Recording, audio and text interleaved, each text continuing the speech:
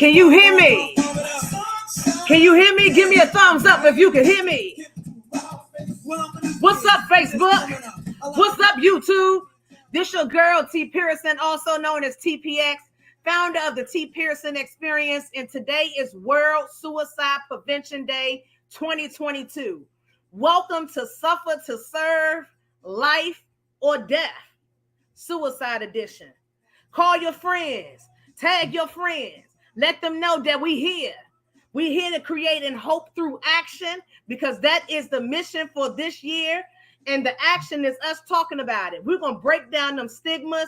We're going to kick down them doors of misconception. And we're going to be transparent as hell. So come on now. Let's go.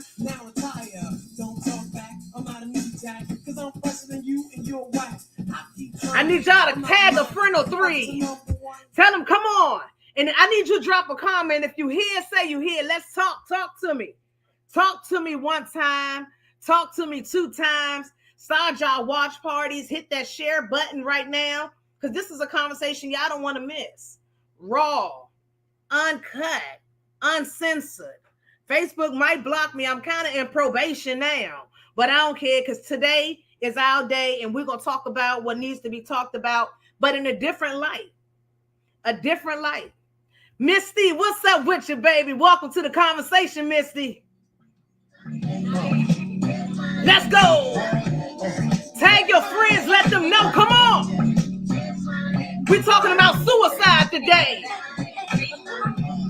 And y'all like, why she so happy? Why she so happy? Because y'all taboo about it. But today, me and my buddies, we're not taboo about it. We're going to talk about it. We're going to talk about it, baby. Yes, yes, indeed. Yes, Mama. We got Mama in the building. We got Brit Mama in the building. Come on. Welcome, welcome, welcome. Hey, look. If you lost a loved one to suicide, I need y'all to drop a heart for them. We want to make sure we remember them souls. We need you to drop a heart. We want to remember them souls. Come on.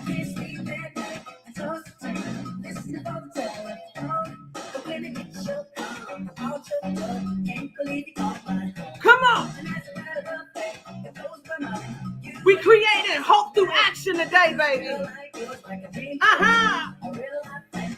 What's up, baby? We got Kia G in the building. Let's go. Why?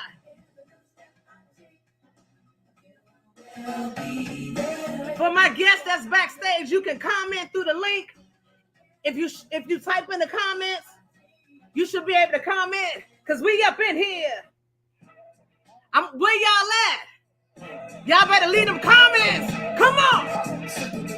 Woo! Today is World Suicide Prevention Day, and we're going to get into a conversation like no other. A conversation like no other. I hope you're ready. And guess what, Facebook, YouTube, we don't own none of these rights. I already know I'm a little bit probation, but listen, we breaking the rules today. So my name is T. Pearson, founder of the T. Pearson Experience, also known as TPX. Welcome, welcome, welcome to today. I got to put up a trigger warning. Viewer discretion is advised. This conversation is intended for a mature audience. It's going to be raw. It's going to be uncut. It may have some profanity. It may have some things that you don't necessarily agree with, but that's okay because we're telling our journey, not yours. And we ask that you respect that. All right.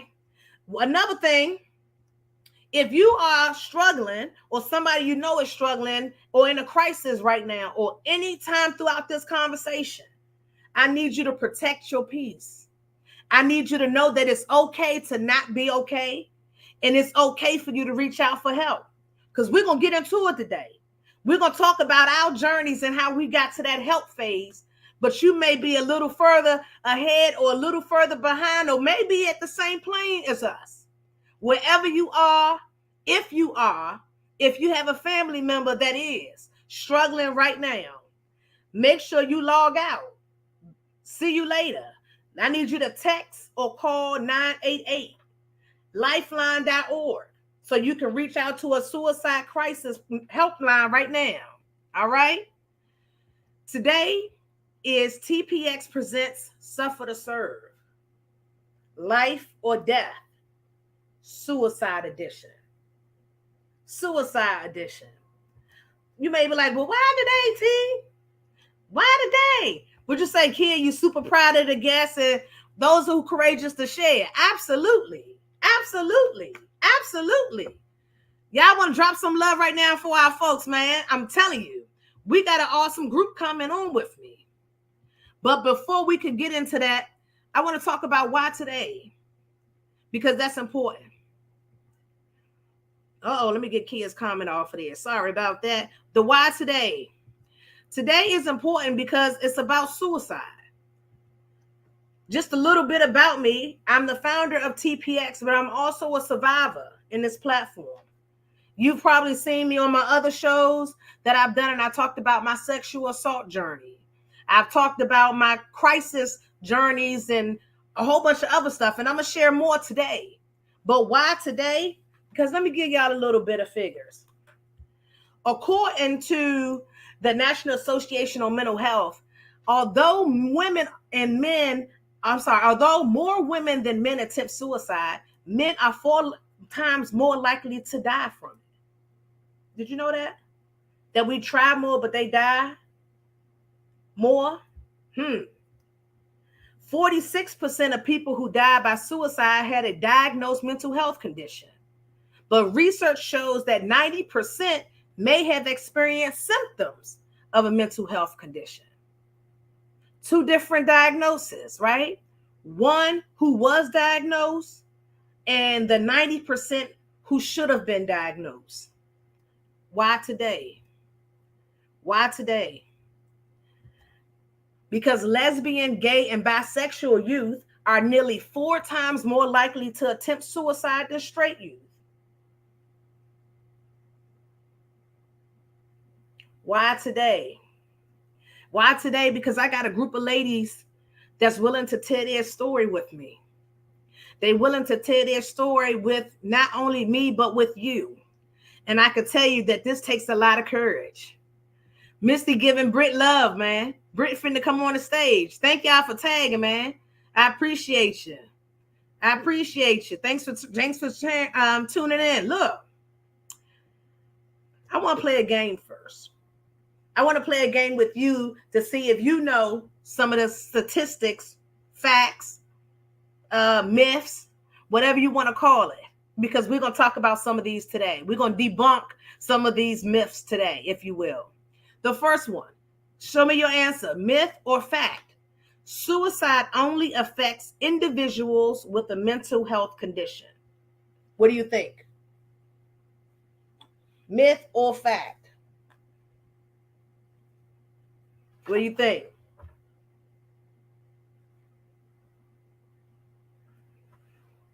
Let's see what we got here. Myth. Okay, we got myth. Okay. Well, I can tell you that it is, in fact, a myth. Let me read you from the National Alliance on Mental Illness. They say, let me make sure I read the right one. Oh, we got some folks coming in here. Brittany, they in here for you, baby. Suicide only affects individuals with mental health. The fact is that many individuals with mental illness are not affected by suicidal thoughts, and not all people who attempt or die by suicide have mental illness. Did you know that? Next one. Myth or fact? Once an individual is suicidal, he or she will always remain suicidal. What do you think?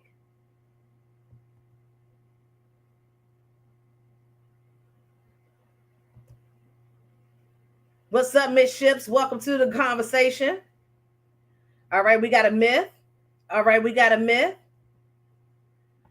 Once an individual, Sunshine, what's up with you? Sunshine say a myth. All right.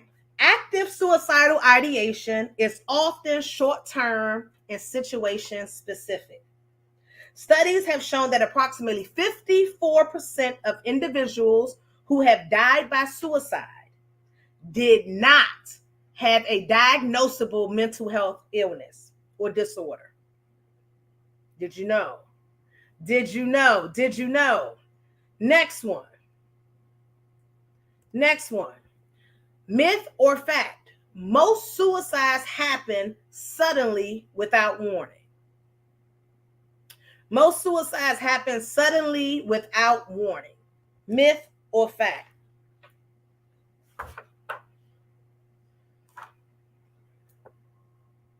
All right, we got fact. Misty say fact. Renan says fact. Kia says fact. Danielle says fact. Oh, Misty changed her mind. Misty say myth. All right, let's see. Let's see what they say. Most suicides happen suddenly without warning. Warning signs, verbally or behaviorally, precede most suicides. You got that? You got that? What you think? Two more.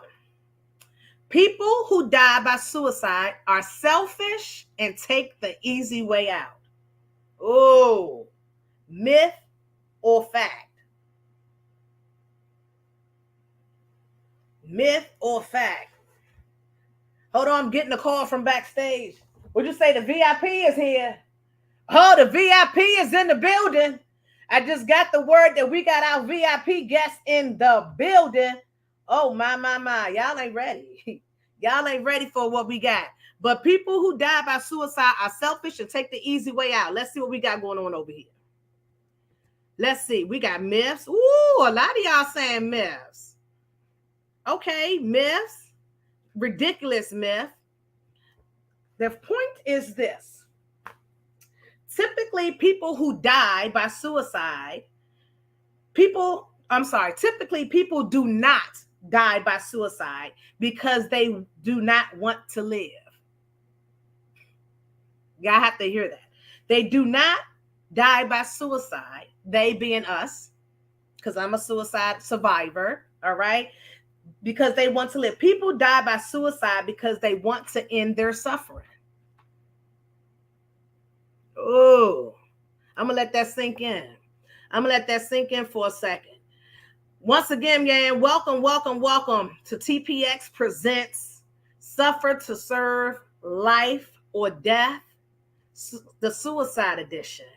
I got a special guest, man, that I want to bring up right now that's going to bless us with the things that he does so eloquently.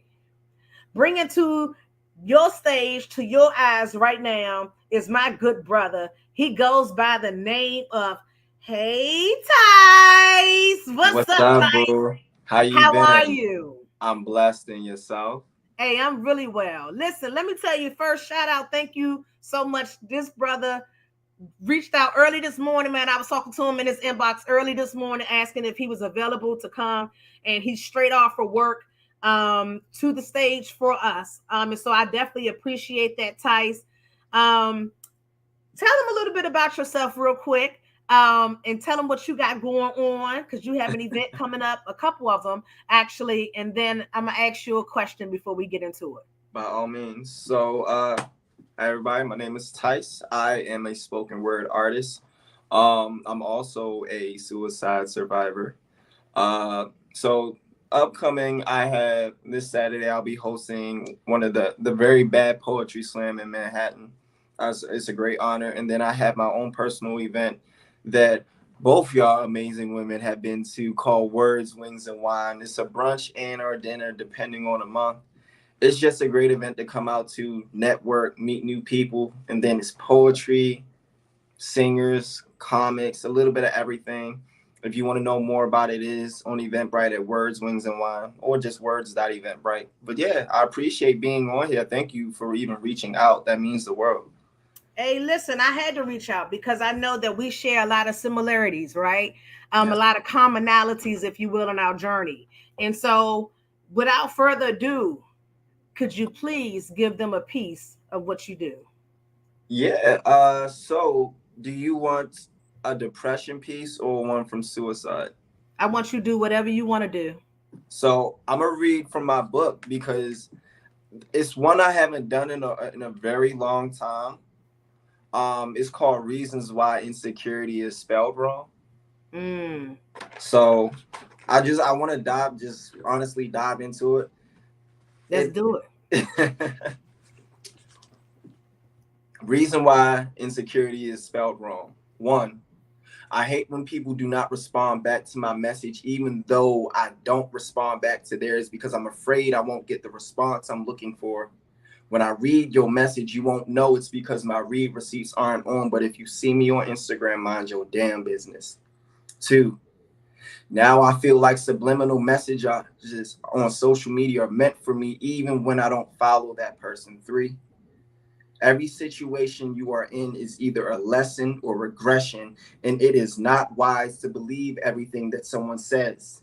Even a mind can speak volumes when their actions are on a different frequency. 4, everyone wants to see you win if you have space for them on your team. 5, cares? Nobody cares what you're going through, so work harder until you dig yourself into the grave, because the only time anyone cares is when your body is on air. And even though they worked harder, it was never on self-repair. Their body was in disarray. 6, until we can dismantle this fabricated lifestyle where social media is more important than your social media will always have the last laugh or like or comment. See, no one comments on your comment when you say I am drowning. So when I ask how you really support your friends, they say no comment. 7, reality ain't shit, but when I close my eyes, God seems real.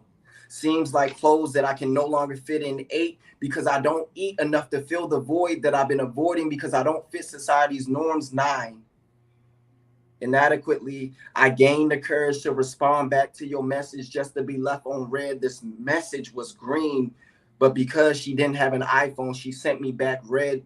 10, takes knife to wrist just to see red and feel no pain, for the risk is not as bad as the gain of sympathy. 11, individuality does not exist in this reality show called life, because your phone is glued to your hand and the only difference is a hashtag, but you can't deviate between the word and its symbol. 12, eradicating your own demons does not mean you will fit in with other angels. 13, self-love gives you a reason to keep going. It heals a part of you only God can reach. See each lesson as you grow into someone who can teach. Now your love fills out the crease.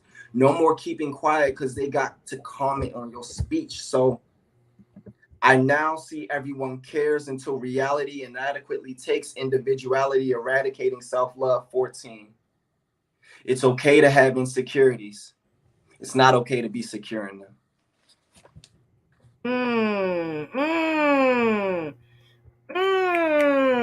I don't need...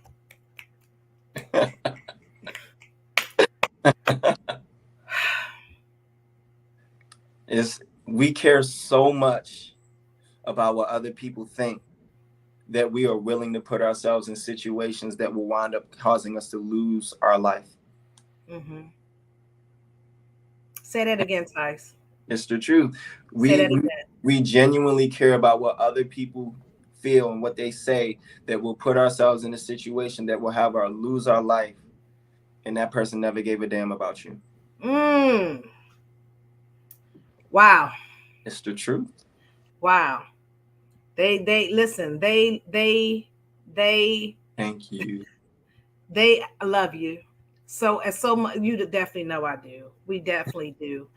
I know you just getting home, and I don't want to monopolize your time because I got the new baby.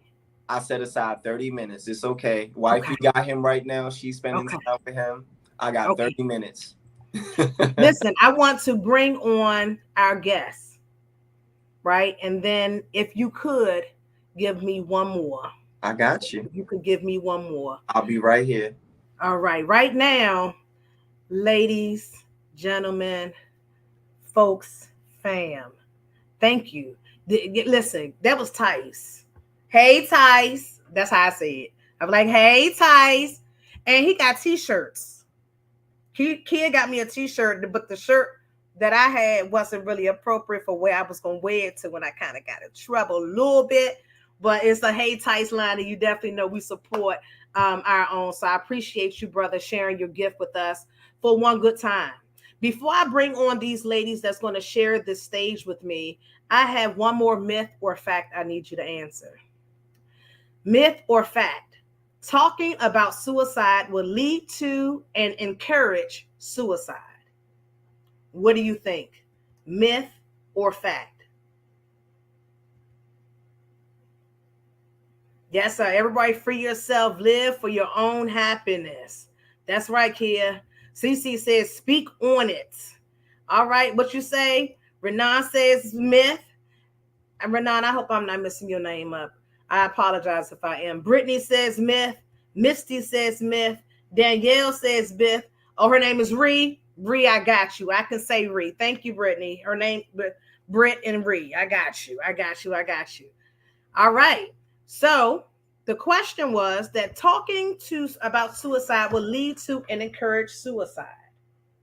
There is a widespread stigma associated with suicide, and as a result, many people are afraid to talk about it. Talking about suicide not only reduces the stigma, but also allows individuals to seek help, right? To rethink their options and to share their stories with others. We all need to talk more about suicide instead of talking about it once it hits our timeline. We need to be more preventive, and this is my opinion, to be more preventive in our conversations and be more open with our conversations and more transparent. And so I have a group of folks that joined teams with me today to share their journey, and I need you to help me welcome them all to the stage. Let me get some music because I feel like I ain't had no music in a while, and y'all know I just be needing a little bit of music.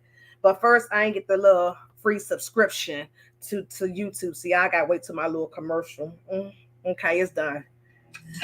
I need y'all to help me welcome my guests to the stage today. Coming up first, we got my oldest daughter. She goes by the name of V. V, where you at? Where you at? Where you at? Where you at? Uh-huh. Right now. Hey, what's up, V? Hey. Right now, I'm bringing up your next guest. She goes by the name of Britt. Hey, Britt, where you at? Where you at? Hey, hey. Uh-huh. Coming up next, we got our good sis, Danielle. What's up, Danielle? What's up to you? Welcome. Thank you. Hey, look, and I got to bring my brother back up in a second. We're going to bring my brother back up in a second. But look, ladies, I appreciate y'all sharing the stage with me. Before we go anywhere, I just want to tell y'all right now, thank you. Thank you, because it takes bravery, it takes courage for you to join in front of the world and share your journey the way that we are choosing to share it today. So I appreciate each and every one of y'all. We got some comments. I need y'all to help me welcome these guests. Here we go. Oh yeah. We got some cuzzos. Oh, she called you Danielle, period. Hey, Miss Danielle, period. Ladies, I got a question for you. Mm-hmm. Before I do the question, let me make sure I say this again. If you or someone you know is in crisis or struggling right now, you guys can definitely log off or call or text 988 to chat with the 988 Lifeline resource person. All right. Today is going to be thick, right? Yeah, we all agree, right? We're going to do some raw and uncut conversation, right? Yeah. So Yeah. I'm going to ask a question real quick while we're waiting for our VIP guest to come back into the background, because he probably somewhere in the VIP section. I had some apple covered strawberries back there. The apple covered ones. Y'all don't know about them. They exclusive. Question. And you guys can go in whatever, order you please. But why today? Why was today important for you to join this conversation and share your journey? So everybody knows they're not alone. So everybody know they ain't alone. Okay. Because I have daughters, I have sons, I have nieces, I have nephews, aunts, uncles, friends, associates who I do not want to suffer in silence. I Yeah. want them to know that everything you can speak on it. Yeah. There's somebody that's going to listen. There's somebody that's going to help you. It may not be your spouse, it may not be your friends, it may not be your family, but there is somebody to help you. That's some real shit there. Thank you. V, what about you? Why was today important for you? Because we shouldn't, suicide is taboo in, the eyes of the public, and it doesn't have to be anymore. We just need to continue to keep having this conversation so that we don't have people suffering in silence, so that they know they can get help and that someone is there for them, supporting them. That's dope. My reason for why is because I like to shake shit up. Like I like to shake shit up and be able to have real raw conversations. And as I thought about today, I realized that I hadn't heard a conversation quite like what I had going on in my head. And in my head, I saw this. I saw some survivors coming together to share our journeys through suicide. Right? So, question for us, raise your hand if you attempted suicide. Right? Okay. So, just for you all that are watching, to be clear on that we have attempted it. We walk the walk, and by some grace of whoever the higher power is, right? We all are here. That's why today is important. I want to bring up our good brother Tice again to share some pieces of himself with us. Good brother. Yes, ma'am. I appreciate you. I appreciate every one of y'all. As a fellow survivor, why was today important for you? Why did you say yes to me at 7:30 this morning when I reached out to you? Because at the end of the day, you never know whose day could be their last. You never know what someone's battling. And when you have a community of people who are willing to be your support system, whether you know them or not, that changes the outlook on a lot of things that you feel and a lot of things that you put into motion. I wish I would have had this a few years ago. I appreciate that. We got another hand. Ree raised her hand. We appreciate you here with us, Ree. Thank you. All right, brother, give us something for the good folks. Okay. Are we sticking with this? We want to do something positive. You tell me. I'll flip it. You flip it. Flip it? Do something positive? Okay. Who am I? I'm the price of a test. And I feel the closest to the belief that sometimes people cost more and at times I'm just worth less. Others can be bought. So I try to ride society's waves and I realize I should just probably surf less.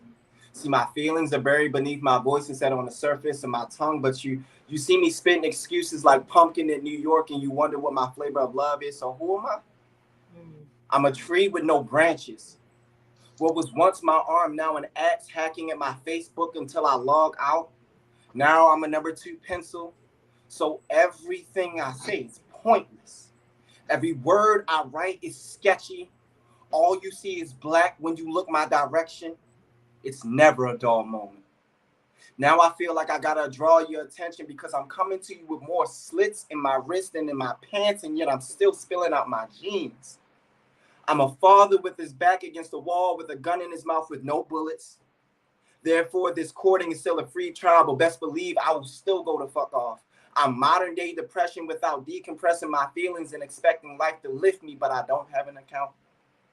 Because even on my worst days, I press on. Because I'm a grand theft auto without committing a grand theft auto. 0 cheat codes. Already got 5 stars. No reset button. And it feels like my grandfather wasn't the only one whose world was at war too. So this is no call to duty, but I am an Avenger. I take so many iron pills. I'm my daughter's favorite Iron Man. I'm always suited because I Iron Man.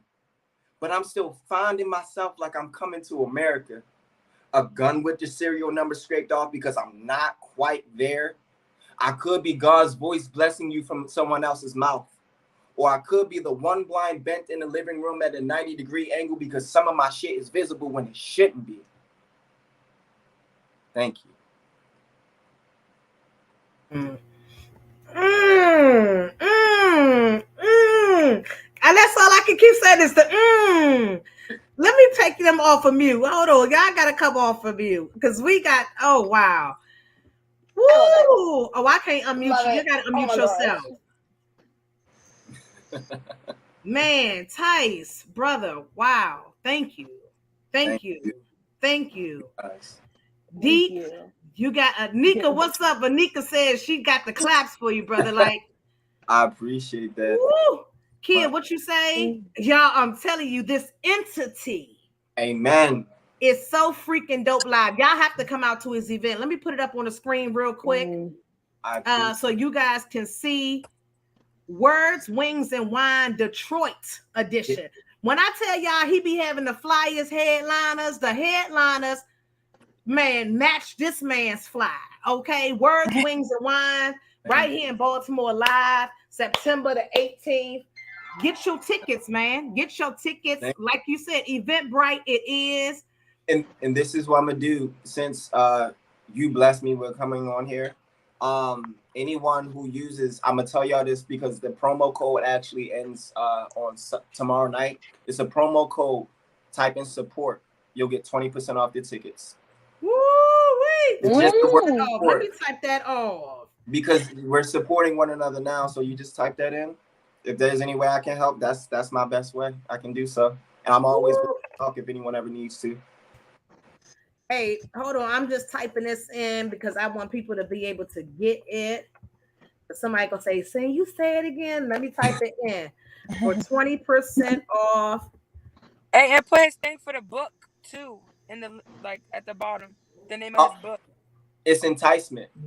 Literally same thing. ENTYCEMENT. And I'll have that. I'll have my books at the show too. I had the shirts at the show too. Everything. Because we got ours. Hey, yeah. We got ours. I swear I love it. We got the book and the t-shirt. You understand? What you say, Kia? Shirts with the S. Okay, yeah. We got shirts with the S. Enticement by Tyler E. Smith, also known as Hey Tice. Everywhere, Hey Tice. Yes, ma'am. You can't miss them. Hey Tice, brother, we appreciate you. Tell your wife and your brand new son. Beautiful. Thank you for sharing their time with us. We needed it. I appreciate you. And I'm here. I'm listening the whole way through. I ain't going nowhere. I got you. I appreciate you, brother. Thank you. Ladies, woo! It just goes to show that it's not women too. Like it's right. What you said, Brittany? It goes to show that it's not only women, or that is not only women. Too. You're right. That is it, folks. Welcome to TPX presents Suffer to Serve, Life or Death, the Suicide Edition. Today, real raw, uncut, transparent. We solicit questions from you all. We understand that some of you all may have lost someone to suicide. That's why you're tuning in. We understand that some of you guys may be in crisis yourself, and that's why you're tuning in. We understand that some of you may have just been curious, and that's why your nosy ass is here too. Whatever reason as to why you're here, we welcome you to Suffer to Serve, Life or Death, Suicide Edition. If you lost anyone to suicide, we ask that you drop a heart. If you know anybody, drop a heart in the comments because we want to make sure that we honor those souls that have transitioned. And it's some real shit. They made it over the finish line. Those of us on the screen, we failures. We suck. We suck at this shit. That's why we here talking to y'all. And some real shit. You know? And so we appreciate it. World Suicide Prevention Day is actually is celebrated on the 10th of September and is organized by the International Association for Suicide Prevention. and it's endorsed by the World Health Organization. The event represents a global commitment to focus attention on suicide prevention on this day.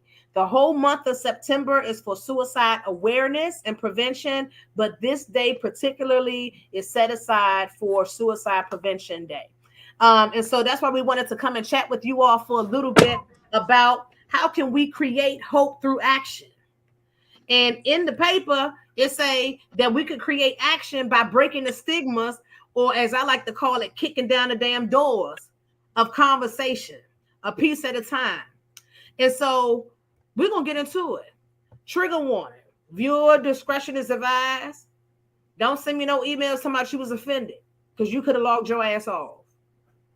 You over here on TPX lane, and this how I rock over here on TPX lane. You may see me on all the other platforms, but over here I'm by myself, and this is the way I operate, because I'm raw and I don't apologize, because my motto was what? Unapologetically apologize, and live unapologetically. And so today is our journeys that we sharing with you, and we ask that you respect that. So if you guys can help me drop some love real quick for our survivors, because we fitting to get into it. Oh, I got some new comments down here. Not the that was old. KK in the building. Kennedy, what's up, Kennedy in the building? And make sure y'all use code support to get y'all 20% off over there on Eventbrite to go to the World Wings of Wine. Okay, ladies, first question for us. So the myth, right, said that when people commit suicide, they selfish, right? And so, question, did you ever think about those? First of all, if you don't mind, can we just go around the square? We're going to start up here with V, then go to Britt, then Danielle, and then I'll finish. What's y'all numbers? What's y'all suicide attempt numbers? What's your numbers? I stopped counting. You stop counting. Okay, I stopped counting. That's some real shit. Britt? Mine was probably like 4. But when I started getting tattoos, that's when I stopped. Oh, we're gonna talk about that.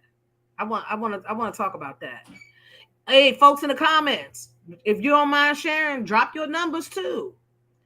Danielle, what's up with you? What's your number? 5. A hard 5. 5. And mine is 6 that I can remember. And that was in my adult life. I'm sure before then, I probably definitely still did.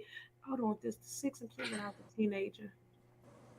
The 6 might not include, it might include my, I don't know. What you said? Well, okay. Kennedy said 6 too. Yeah. Tice. Hey, Kennedy. Tice, what's your number? 2. 2. We got a 2. Okay. Period. Thank you. So listen, we know that the numbers is the numbers. The numbers is the numbers, right? So, and who wants to go first on the question? In those attempts, right? In those attempts, did you ever think about those that was left behind? I'm gonna go. Go ahead. No, because at that time when I felt like I wanted to kill myself, I felt like they weren't even there, you know? Like the people you thought you had, like, weren't there. If that makes sense. Okay.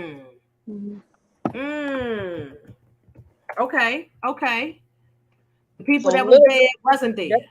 So literally for me, the only people I actually thought about was my kids. Everybody else, I didn't give a damn. I did not give a damn.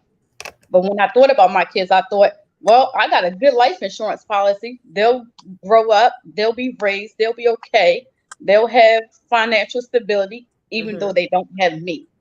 And it was better off for them to have that than to have their mother abused, beat, crying all the time, hiding all the time, not being around, stressed out, and continuously thinking about hurting herself. I didn't feel like I could be a great parent because I was always thinking about killing myself. So I didn't want to do that stress on them. So ending my life seemed like that was the better option. So I didn't care about nobody else but them. And listen, I agree with that, because listen, most of my attempts, I only had my biological daughter.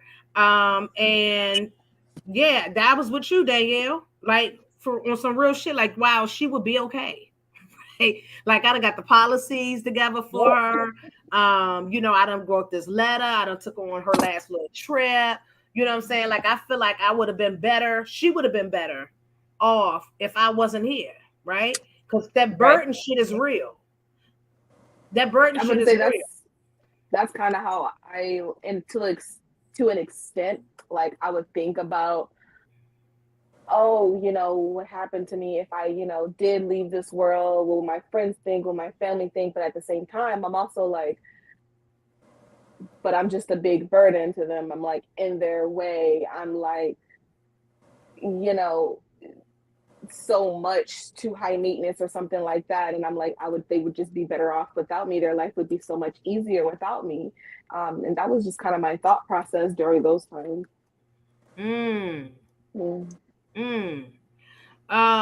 Misty, me and Misty was on the same page. Misty's had a question for us, but it was my first question anyway. She wanted to know, like, do we ever think about the people that's left behind? But Misty, we already knew y'all was gonna have that question, so I already beat you to it. Reese say there's definitely some real stuff there, man. Kennedy said because you feel alone, right? Yeah, that alone thing is a real thing. Kennedy also says that's why they say that the planning stage is probably the only time you could catch somebody. Yeah, to pull them back. And I agree. I definitely agree. Because it was many times where I felt like had my kids not came and gave me a hug, it would have been done. Listen, I tell have people a question too, a real question, because my suicide attempt was before I had kids. Okay. So like I never had I have something to live for. Does that make sense? Like I didn't have nothing to live for. I didn't have kids at the time. I got 3 of them, but at my time I didn't have kids. So it was like, what am I living for? Like, you know, my mom was gone, like, but the only person I had was my grandma and my aunt. But then at times they can be, you know, hurtful and not there and to make you feel alone, as if like Kennedy said. So like when you're thinking about it, you're like, okay, well, they don't even care anyway. That's what you think. They don't care. Mm-hmm. That's what it feels like. It feels like no one cares. Yeah. And I'm adding family members. You had those family members and friends that just be like, well, won't you just stop? Because you're just making things worse. It's not. Or wait, I got a good one. You're doing it for attention. Yeah, you're definitely always doing it for attention. It's just a phase. I hate that. It's just a phase. Those are all the real things, right? Hey, look, but so Brittany, I want to get into your story real quick. Okay. So do you want me to tell them how we met? Is that what you can? Okay.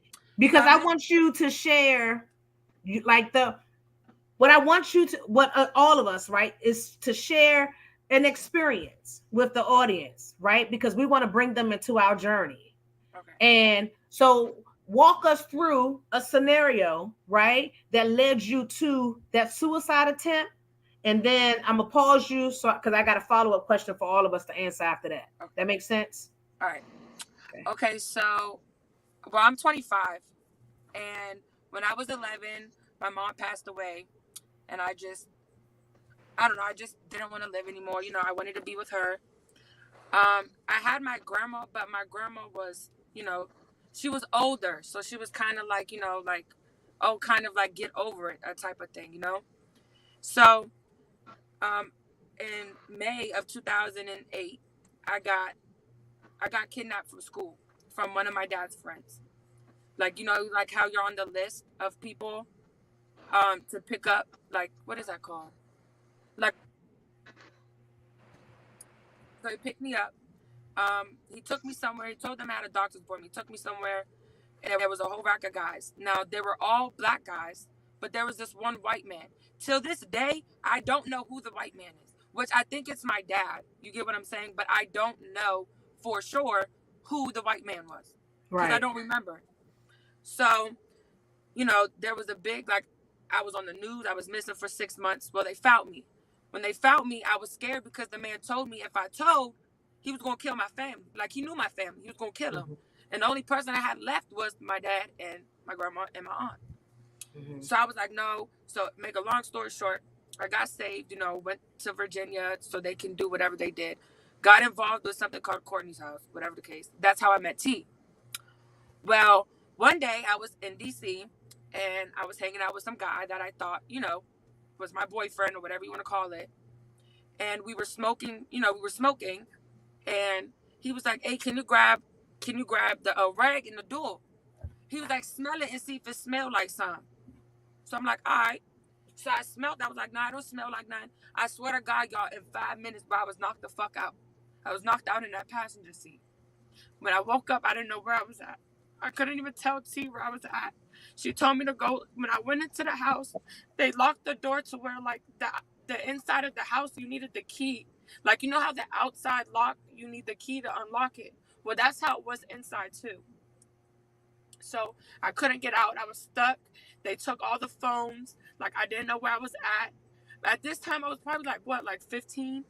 Like 14 or 15? I don't even think it was 15, maybe like 14. Yeah. So she kept saying, try to find out. I found the phone to call her. I didn't know nobody's number in my brain at that time that I could call beside T. I called the program Courtney's house, and the lady that was the founder of that couldn't even help me, bro. She couldn't help me. She sent T to come out there. T kept saying, well, look and see if you see any name out the window. Like, do you see anything out the window? And the only thing I seen when I looked out the window was a parking lot full of cars that had Pennsylvania state tags. I couldn't tell her where in Pennsylvania I was at, how far I was. I don't know. But T guided the police to that fucking house I was at. I don't know how, and I don't know. Like, I don't know. I just know that T got in the car and rode down to Pennsylvania and ended up finding me. Probably like she was on the phone with me the whole time. I think that nobody came in the house because it was a lady. Mm-hmm. The lady was at work. She worked at AutoZone. Mm-hmm. And they were going to send me to where was it? New York? To New York, to the Pussy Palace. They were going to send me up to New York. If T didn't come get me that night, I would have been shipped to New York, wherever the Pussy Palace place, whatever. So when they came and got me, first they weren't trying to come get me. The police were in denial. They weren't trying to do nothing. They were telling them basically like you got to do it yourself type of thing. Like, we don't know what's going on. Mm-hmm. Well, you got a lot of folks. Thank you for your transparency, man. Hey, Kennedy, thank you guys. But so when she told them I was white and I was from Maryland and that I was a minor. Let me interject and tell that side. Hold on. Okay, go ahead. You go ahead. So Brit had been missing, right? She was a. Wait, I'm sorry, y'all. I gotta smoke a cigarette for this. I'm sorry. Go ahead.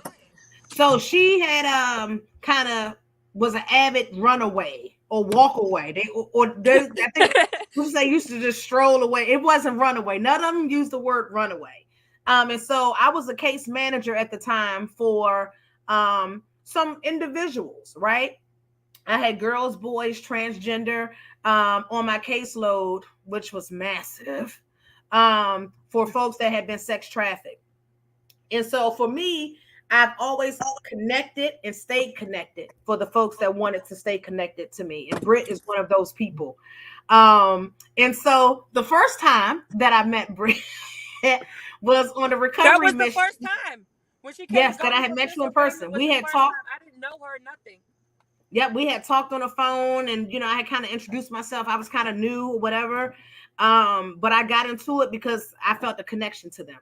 But long story short, I had just picked up one of the other youth that was an avid runaway. I had just found her the night before in the woods. Okay, so but my thing, guys, the lady that's owning this company is not doing none of this. Remind you that, though. Yeah, okay. I know what my calling is, right? And so I went and found her. You know what I'm saying? And so my thing is, if you run away, I can't trust you. So now you got to bring your ass with me to work all day. And all of them knew that y'all are all siblings, okay? Yep. And we all gonna take care of each other through this journey of like sex trafficking, right? Not doing it, but like getting out of it, coming up with a plan. But I never. And that if you're still in it, it's okay. But you just need to talk to people. Yeah, I never judge, right? Yeah, and so, I had my other little baby in the car. We were on our way to the office, and so then I get a call, and it's like, well, Hey, auntie, because that's what they call me when they by themselves, I'm auntie. When they with the officials, when I get the call with the police, I'm Miss T, right? So I already know what kind of energy. So I'm like, she like, well, I want to come home. And I'm like, well, why the fuck you ain't come home? Because that's how I talk to him. Why the fuck you ain't come home? Like, I've been looking for you day in and day out. Where's you at? And she says, I can't come home. I need you to come get me. Where's you at? So she says, I don't know. At that moment, I knew this was not a drill. This was not a drill. I told my other baby, get my other phone out my bag, call the office. Tell them I'm on my way to the office and we got an all hands on meeting as soon as I hit the fucking door. In the meantime, I'm talking to Britt and I'm like, all right, so how did you get my number? Like, so she's like, the lady left the phone out and I called and she called the office and asked them for I called the support number, the 432 number, and you had the phone. Oh, yeah, okay. So I'm like, okay, so long story short, on a wonderful ass Wednesday, I ended up driving to small town Pennsylvania. And the sex trafficking is definitely a heavy topic. We're gonna have a whole nother show about that. But they didn't believe her, as Brittany said, they didn't believe me when I called the small town Pennsylvania police department and told them that they had a minor being sex trafficked in their area and we needed them to go and recover her. They didn't believe me. They didn't believe me until I had to call my FBI friend, who's white, and have her call the white police in Pennsylvania to tell them that they have a white girl who's a minor being sex trafficked in their neighborhood. And she didn't put white in there, they probably wouldn't have did nothing. She would have still been there. And I talked to Brittany on the phone the whole time I was driving because we found out that the lady was still at work. The pimp, the sex trafficker that kidnapped her was a woman. She sold her day in and day out. We got another show for that. We ain't gonna get into that tonight. Okay, and I just want to say, I think you should tell Ree to join that show too, because she's the survivor as well. Ree here. She said she want to get into it. Ree, we're going to talk to you, baby. We're going to get a show together because folks need to learn about what we know, right? But long story short, that was the first time that I met Britt. And I drove to small town Pennsylvania to rescue her when she was butt naked.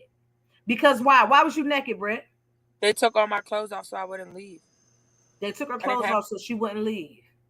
And so I had to talk to her on the phone as the police that we convinced to finally knock on the door.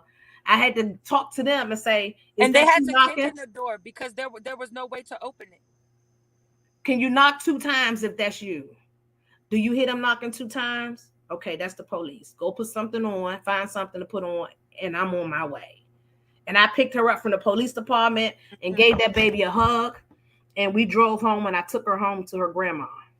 With that lady, remember? Yeah, that was my intern. My intern from Ireland. She had never had a strawberry soda until that trip. Remember? She never had an orange soda. Yep. So through that situation, what made you want to quit and make you want to kill yourself? I don't know. I just felt like I was in that situation, like I was stuck. Like even still now, there's days that I feel stuck. You get what I'm saying?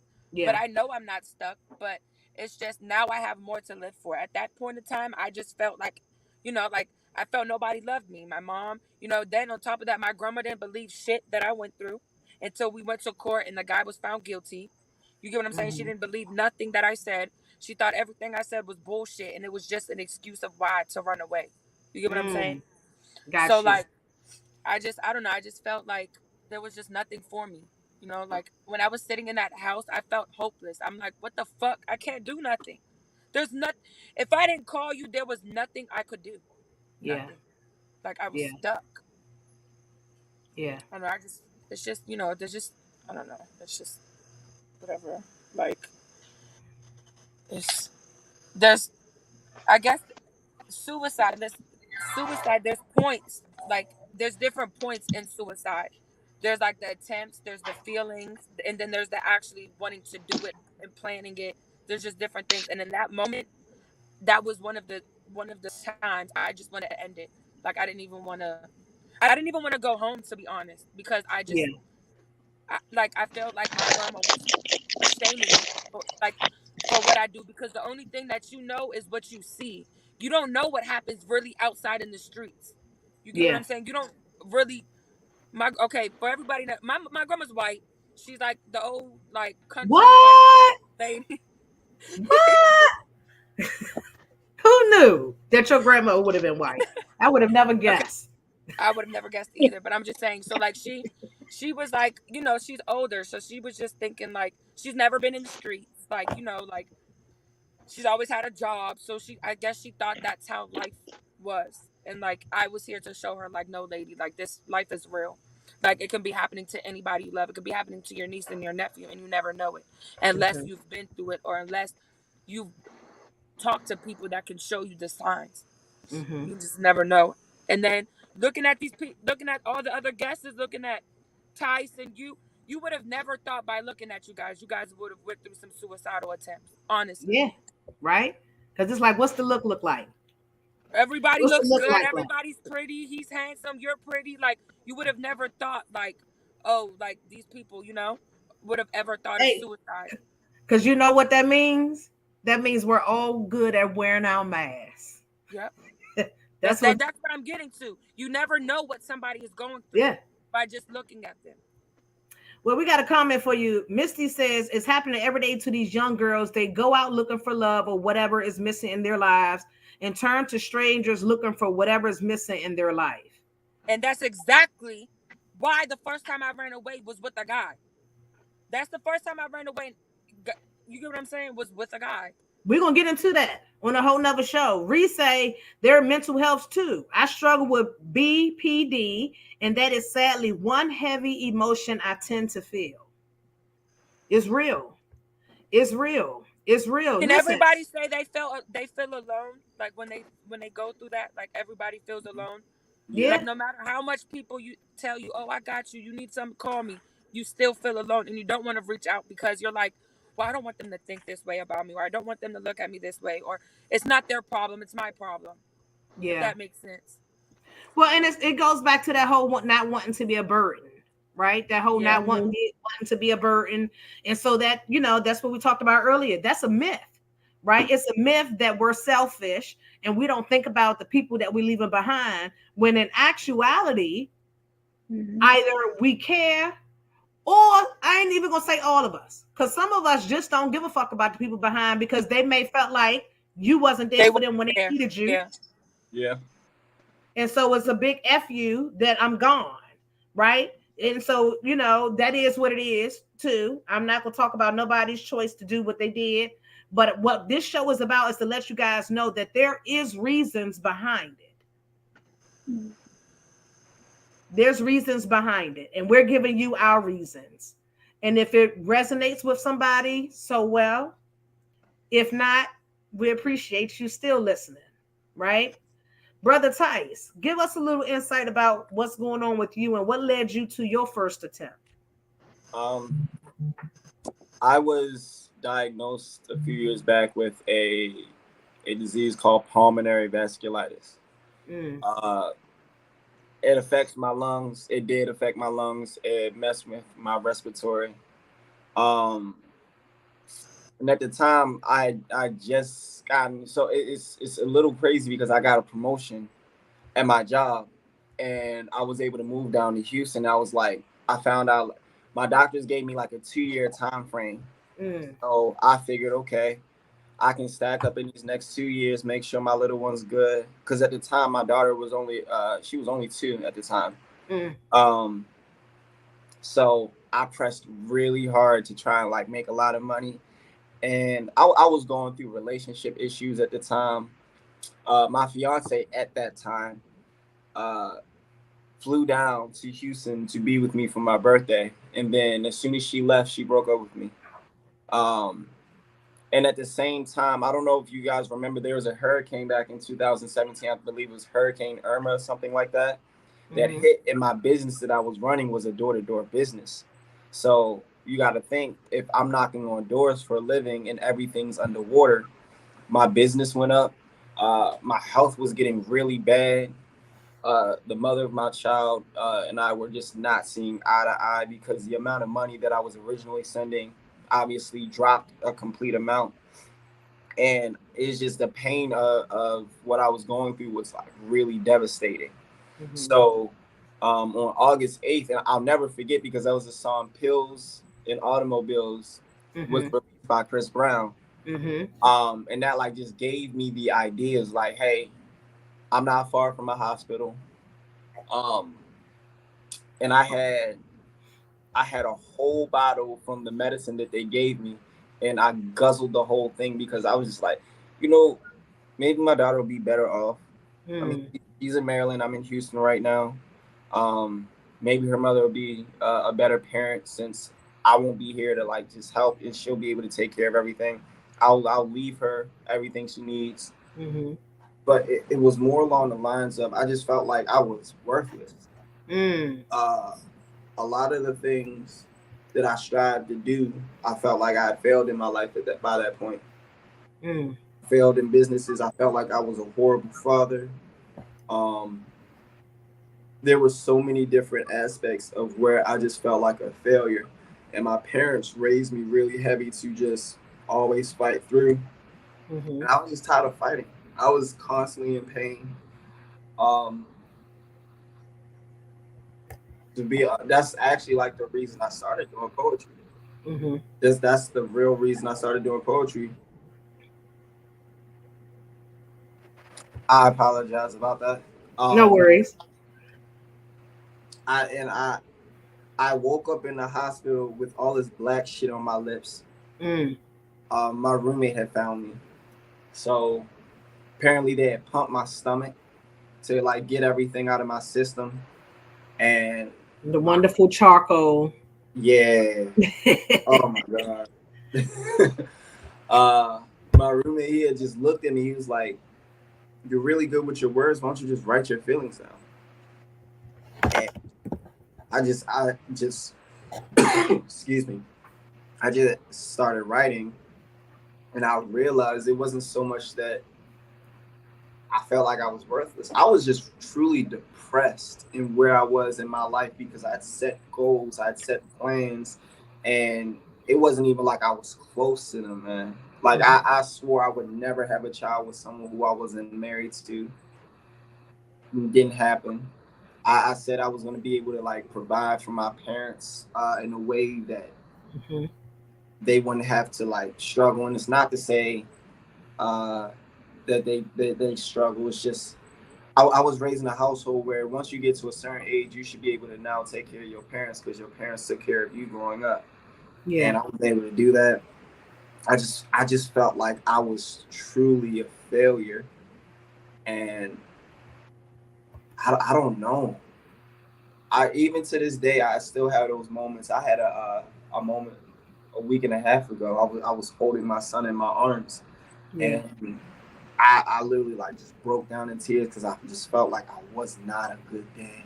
Because there are just aspects that everyone goes through something different depending on what you have in your life.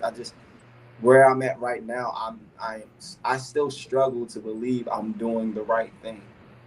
So like hearing you guys like really break down and I know everyone's story is different.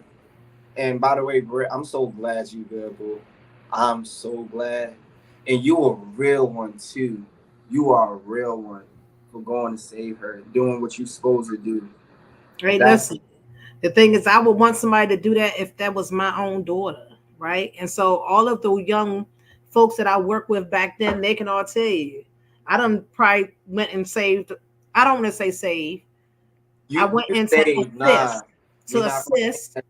You to assist with. Wait till me and Brittany really get into it, because I pulled up at the club and pulled her out the club with some rollers and a robe on before. She tried to play me to me. Look, and be on a runaway. Don't be on a runaway and have the feds calling to see if I done seen you or talked to you because you a runaway. But then you posted on social media that you going to a club. Oh, you going to a club? Oh, so am I. So am I. And I pulled the fuck up. Didn't I, Brett? Let me put it. Hey, Brett, did I pull up on you? Y'all, her pull-up game was strong. Like strong. Like, to where, like, y'all, I gotta get out and show y'all how she was doing it. Hold on. Now you gotta get out. I do gotta get out. Hold on. Welcome to TPX presents Suffer to Serve Life or Grandma, Death. don't pull off. I need the light. Y'all is in our space, and this is how we do things over here. Okay, so I'm in the club, and it was like you know how like the underground rappers start coming up. So it was one of the little things that I think it was like Shy Glizzy. It was one of those people that like it was the little function about it. So of course I was a minor, but like I had the connects in the club to get in. So I posted on. I was like, yeah, y'all come to the club. Oh, Kenny, you remember that? Right. So, Kenny, you remember that? So she's like, okay. So I'm in the club, but I seen her walking. Like God told me that was her because she's coming with her curlers in her hand. She like, oh, where's Snowflake at? Where's Snowflake at? Because she's definitely in here. And I was like, oh shit. So I hurried up and ran to the back. And they was like, yeah, like the lady out there looking for me. I'm like, bro, tell the lady I'm not here. So she like, oh yeah, y'all got a minor in here, and like, yeah, y'all about to go to jail. So whole time the guy like, bro, go, just leave. So I was like, all right. So I walked to Georgia Avenue and Penworth Station. I'm sorry, guys. Because the man at the front door kept telling me that she was not there. I said, sir, she's a minor. She's white, and she's from Montgomery County. And you out here in D.C., I don't think you want me to call my federal friends to come down here to this janky-ass club to get this little white girl up out of there. So, yeah, blowing up. Yeah, blowing y'all up was my specialty. Absolutely. Hi. Okay. But yeah, go ahead, Tice. Back to you. I'm sorry, brother. No, it's I needed that laugh. I appreciate you. I'm gonna just say this: the fact that this space exists, I truly wish, there was someone brave enough a few years ago to do this for not only for myself, but I've lost track of how many friends and family members I've lost from suicide. And I almost checked off that list too. So I'm just thankful that you guys took the time out to create this safe space, whether people speak up or just listen. I am genuinely appreciative. And I would truly love to stay on more, but I heard the little one cry. Yep, and we appreciate you. Ladies and gentlemen, family, Tice, we appreciate you. Thank you so much for giving your time for us today. Listen, I'll see you on the 18th, man. I look forward to it. Y'all be blessed. And I got a piece. I want to perform. I'm signing up to perform. Slim, I got you. Ain't say less. I will save you a spot for that. You are all good. I don't care whether you sign up or not. You good. I appreciate that. Y'all be blessed. I love each and every one of y'all. If anyone ever needs to reach out, please do. Tice, I do want a shirt though. You gotta tell me where I can get a shirt from. Where can they get their shirts? I literally only have them on hand, so they'll be at the show. That's the only way. Like literally. On the 18th, Britt, if you can't make it, let me know and I'll grab you one. Okay. All right, brother. Thank you so much. All the shirts right here. Oh, there you go. He went and got them, Jones. Y'all better get them. Y'all better get them. Thank you so much. Thank you. Y'all be blessed. You too. Be safe. Hey, look, we appreciate it so much. Listen, ladies, before we get into V and Danielle, we had a question that I wanted to make sure that we get into a couple questions. Kia says, for everyone, what has been your anchor thus far? What keeps you from wanting to cross over and continue your attempts? Mine's now is my kids. Your kids, okay. Okay, girl. For me, it's definitely my kids, and the fact that I now go to high schools and speak to kids about suicide, depression, domestic violence, all types of different things. And I also am in my county, in Wacomico County, Maryland, am starting a support group for kids who have no one to talk to. It's a safe space, a very safe space. So it's called a safe face. The teens need that, man. 'Cause Definitely my anchor now is that I am at a point where if I can help somebody else, I'm going to help somebody else. If my And I story and think my that's what we survival, all are. if my story and my survival can help someone else, then this is my purpose to keep living. that part. That part. My anchor probably is my siblings. My siblings are one of the most important things to me. Ew, stop. I don't want to start crying yet. But they mean the world to me, and I just would know that I would change their lives forever if I crossed over. Yeah. And I think my anchor, I have several. One is my commitment to myself to not interrupt my journey with my attempts. My other anchor is my family, right? And not just the blood family, but everybody that I consider family, because I know it will be a great loss to them, for them to have to come and see me laid all out in a nice old casket, done up.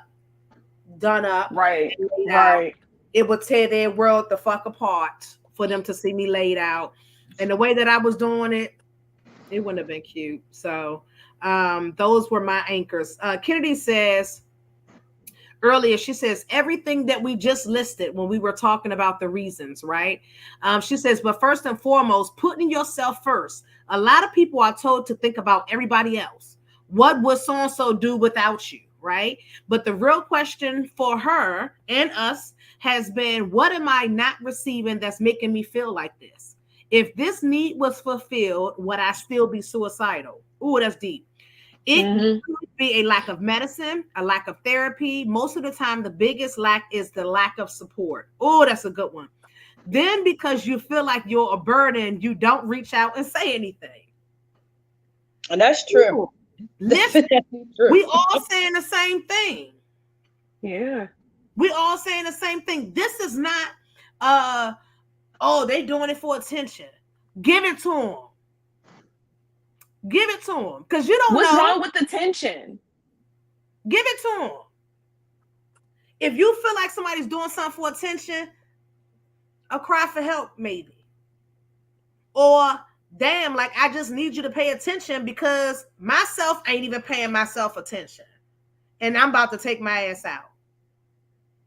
That's what I say to myself. You a burden. You worth more dead than alive. That's a real fucking thought, folks. That's a real thought, especially for those of us that got our policies in order. Now, the GoFundMe crew, y'all ain't gonna understand that went above your head. Okay. That went above your head. That ain't for the GoFundMe folks. But the life insurance policy, folks, that was for us. I lays my policies out. You ain't even got to go digging and looking for them. They be laid out. Definitely wouldn't have to go look for them. You wouldn't have to go look for the policies, the obituary. And it's crazy because I got a guest list, because there's a lot of people you bet not dare come and cry over top of me. Yeah. So I have a question. You bet not. Hold on, we got some more comments. Did anybody write a letter? Huh? Did you guys write suicide letters when you guys attempted it? Or like Yes. No. Just maybe like twice. After that, I was over it. Like I was over it. Because sometimes I'm crying so much that I don't even feel like writing. Yeah. And a lot of times I'm not good with words. So what am I gonna say? Yeah, that's some real shit. I think I wrote 4 genuine letters, and it was just to my kids. And then the other letters were like, fuck you because da-da-da-da. And don't be trying to tell people I was a good person because you couldn't fucking help me. Yeah, the other letters were like along those lines. Like, I don't give a damn about you. But my kids. You left the meaningful letters. Yeah. The meaningful letters. I knew those people were going to be the ones that be like, that's my niece and that's my daughter. And she would, no, don't. If you left me a letter, yeah, please read that letter to people. Because they're going to look at you in a whole different light. Because that TikTok is real. If you show up to my funeral, I play a lot. Just for the folks that don't know, I play a lot. And so I may or may not really be dead. And if you the wrong person to show up, I might just go ahead and prank you. Misty says, I lost my mother March 18, 2022, and I didn't want to be here anymore. So I know how it feels to just want to the hurt and pain to stop. And I was like, who's going to miss me? But I'm thankful to God for letting me see that I am worthy to be here and deal with everyday shit. It is so ghetto. Everyday shit is so ghetto. Talking to people helps. Look, at this point, I want to turn in my subscription because where do I unsubscribe? Yes. Yeah. But you said V is a rock star. Yes, the fuck she is, baby. She definitely is. All of us is amazing. CC, so are you. Yes. Oh, you're not alone either. You're not alone. Yes. There we go. We got all kinds of support, man. Listen, V, I want to get into your story of your why, right? And what led you to your first attempt, if you can remember. Oh, child, I'm gonna have to go back. Take it back one time. Right. We should do the same thing. That was funny. Let's see. Right, I tried to go on mute. Oh, you muted it. Okay. Let's see. Where do I start? So my first attempt was when I want to say 15, solid 15. I had, wait, do I say how I did it? You can share whatever the hell you want. They in here for some real conversation. I had did my regular day stuff. I went to school, did my homework with my sibling Jay, put him to bed, and then I went to go and slit my wrist. And then I just pretty much just bled out on my bed, and that's where I thought that was going to be it for me, to be honest with you. But my mom ended up coming home, came in my room and found me laid out. And then she goes in mommy mode, so she's, trying to wake me up and clean up the mess and all that kind of stuff. I guess what led me to what I should say was I've been a cutter since I was 12. Yeah, so if you've seen me in short sleeves, T, so like I have scars all up and down me, so it's okay. I'm coming up on I'm past my year of not cutting. It's been a whole year, almost 2. We're pushing for 2. We're pushing on 2 one day at a time. Pushing on 2 that I have not cutted, and that's a different story too. Mm-hmm. But I have struggled a lot with mental health, and I was usually the odd one out. I'm a little weird, but now everybody's weird. That's a trend now. But before I was just, I guess, different. So I experienced a lot of different bullying and harassment and humiliation. And then my home life was going through some changes and some rocky points there. And I turned to cutting as my outlet.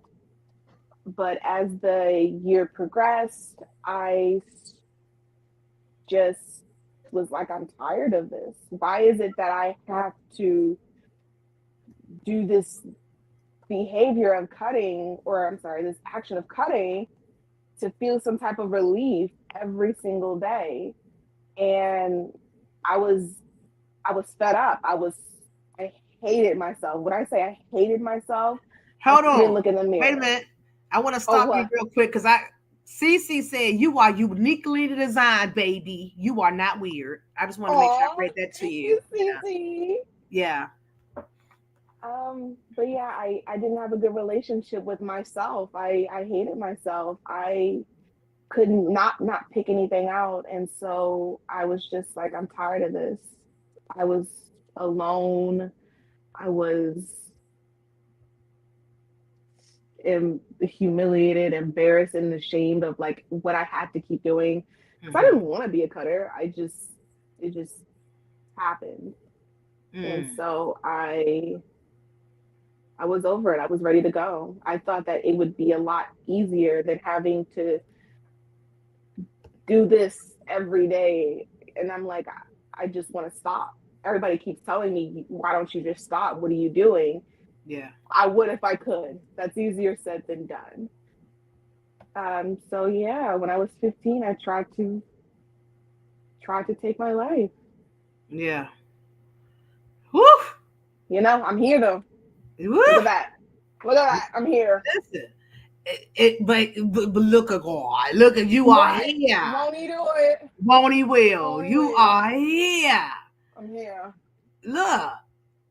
Thank you for sharing. You know, I got more questions, but we listen, folks. The ladies that's still here sharing, and I keep saying ladies, but Tice was here too. So the folks that were here sharing, we're sharing because we need y'all to get a little insight into what goes on behind the scenes.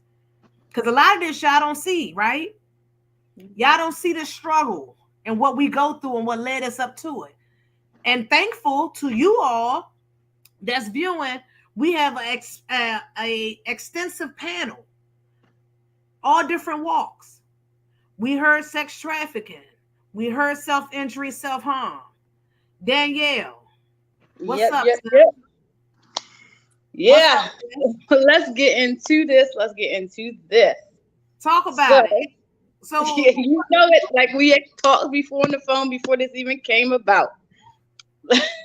I'm gonna break it down into smaller pieces because when we talked, it was very long. It was long. So I'm gonna break it down for y'all so we can cram all this in.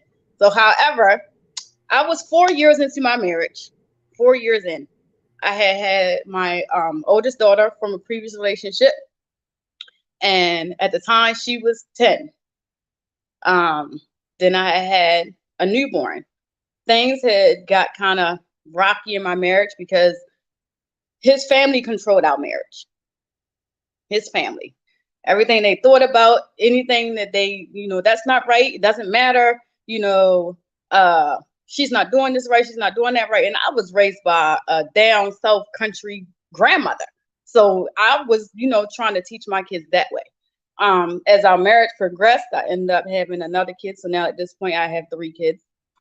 And at that point, it was really, really, really on the rise. I separated from my husband with a 13-year-old, a 2-year-old, and a 1-year-old. Separated. It's like, I can't live like this with your parents no more. I can't do this. If you can't think for yourself, then I'm married to your family, not you. So we separated. During that separation, I started going to the casino with my aunt, hanging out in the casinos. Got to the casino. Typical story. I'm depressed in my marriage, not happy. Meet this guy. He's flashy. He got money. He's good looking. Smells nice. He got it going on. And I'm like, oh, look at him. He's giving me attention. He's talking to me. We talked all night. We're at the casino having fun. He's giving me money, giving my aunt money. And that night led to my aunt's like, hey, I'm going to go home. He's like, I'll take her home. And me, oh, yeah, you know what? Yeah, I'm going to stay with him. I'm good. I got my phone. I got my location on. You can find me if anything. You don't hear from me later on. I'll text you and everything like that. So as that went on, we were a good year in traveling. Like, I've been to so many different countries: Fiji, Thailand, Italy, Spain. I've been to Jamaica. I don't know how many times. Monte Carlo.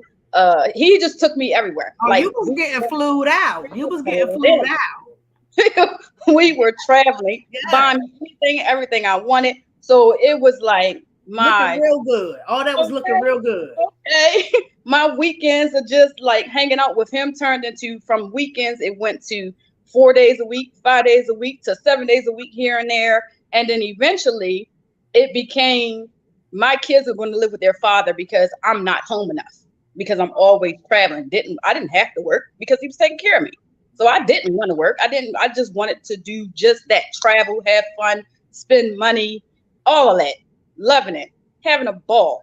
The first time we actually got into it, I was sitting in, like, hey, I want to go see the kids.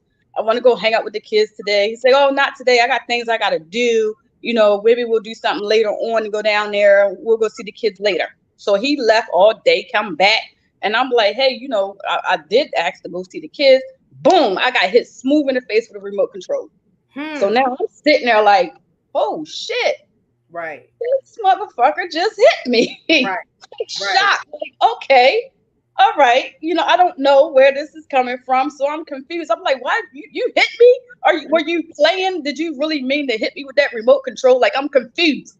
Right. Like, did you really mean to hit me? And he's like, got the arguing. I'm like, what does all this come from? Hit me again, like beat the shit out of me that night. So now I'm sitting there like, oh my God, this motherfucker really just beat the fuck out of me. I'm leaving. So I'm like, I'm leaving. Oh, baby, no, I'm sorry. I was with my homeboy and I sniffed the line. I never did that before. That took control of me. And this is why I won't never do it again. I promise I'm not going to ever do it again.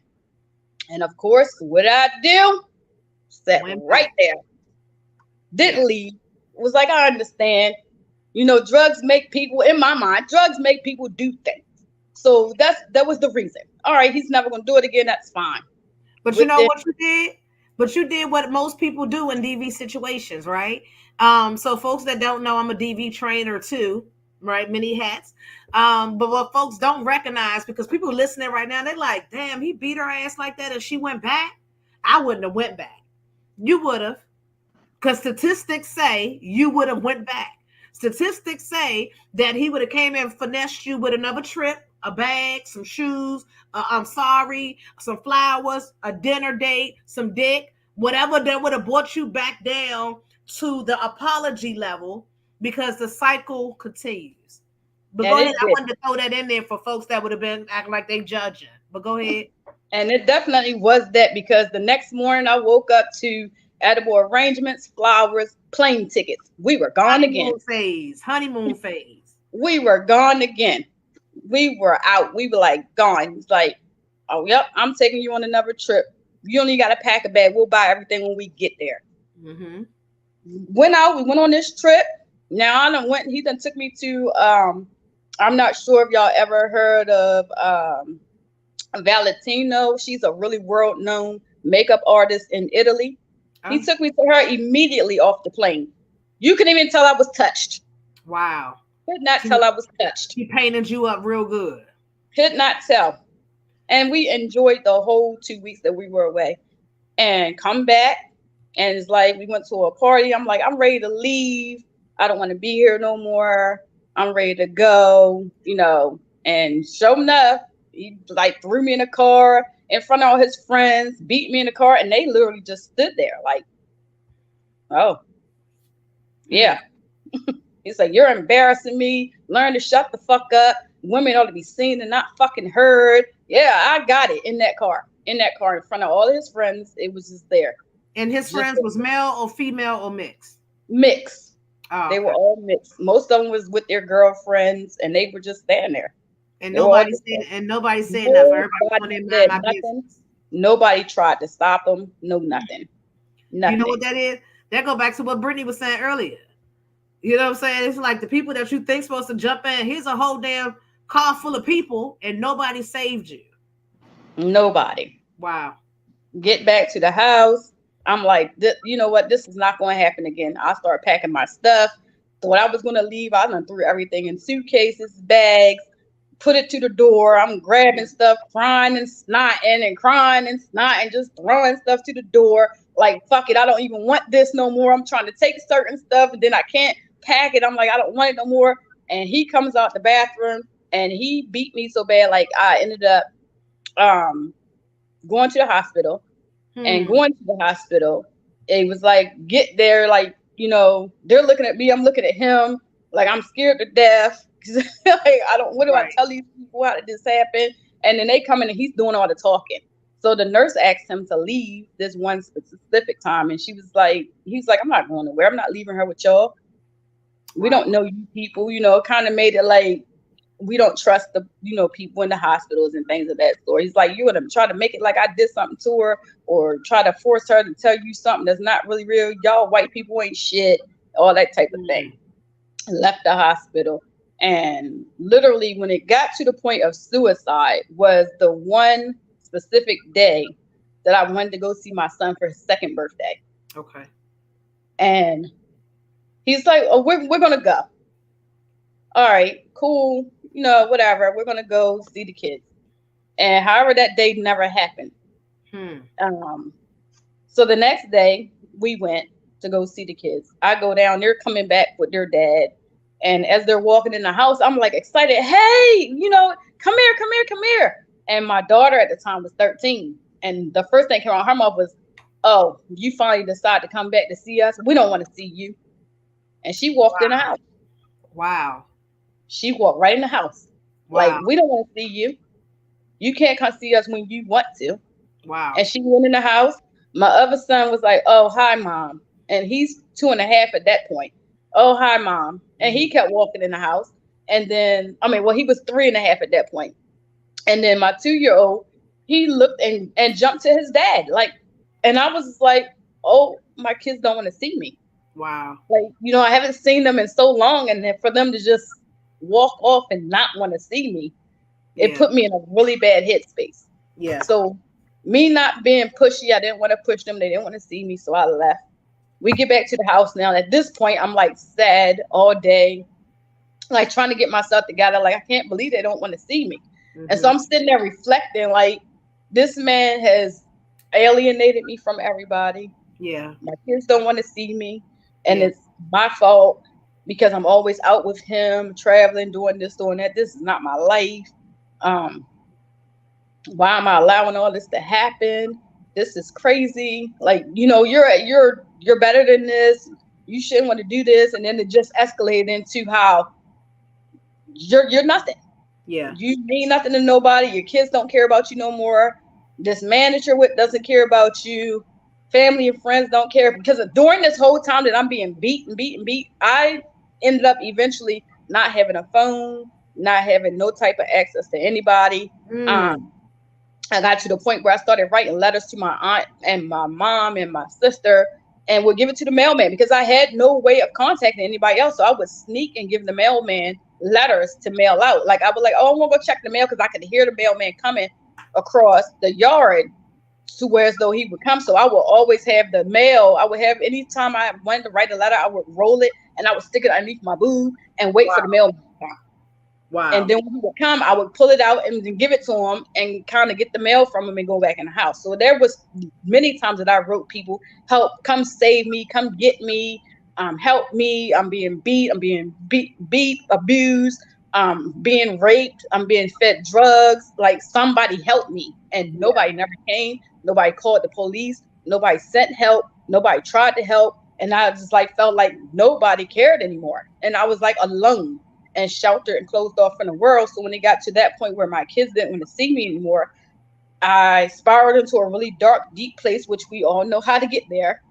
Yeah. And I went in the bathroom and I had found some coke that he had in the bathroom cabinet. And I didn't even know how to sniff coke. I just knew you put the straw and you suck it in. And I figured it out by the third sniff. I figured out how to get a whole line. And I sniffed the whole bag of coke. I took pills. I was drinking Smirnoff vodka. I just holding the whole bottle, drinking the whole bottle. We're gonna always swallow our pills with some liquor. That's what we're gonna do.